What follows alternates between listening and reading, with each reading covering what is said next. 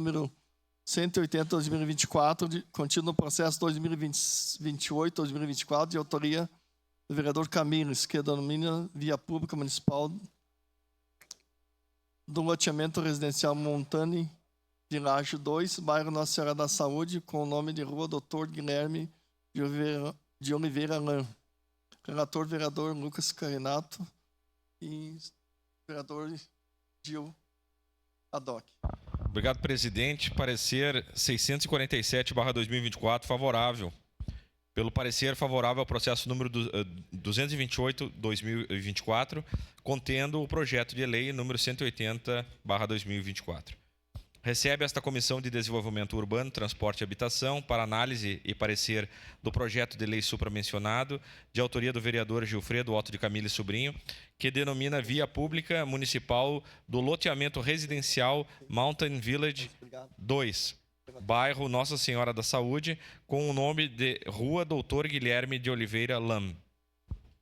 O processo vem instruído com histórico, mapa de localização, certidão de óbito e certidões judiciais negativas. Baixado à Secretaria Municipal de Urbanismo, manifestou-se junto ao processo, informando que a via em questão a ser denominada, codificada sob número 36.12.27, no bairro Nossa Senhora da Saúde, regularizada pela Instrução Normativa 01/2007, com o nome de Rua Dr. Guilherme de Oliveira Lam.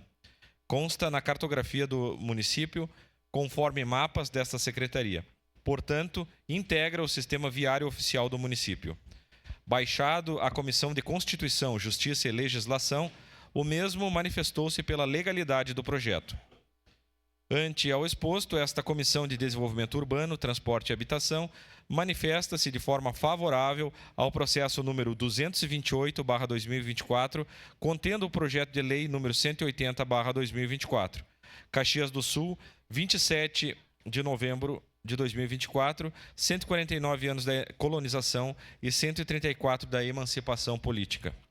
Assinam este documento os vereadores Wagner Petrini, Adriano Bressan, Lucas Carenhato, Lucas Dil e Tatiane Frisso. Era isso, presidente.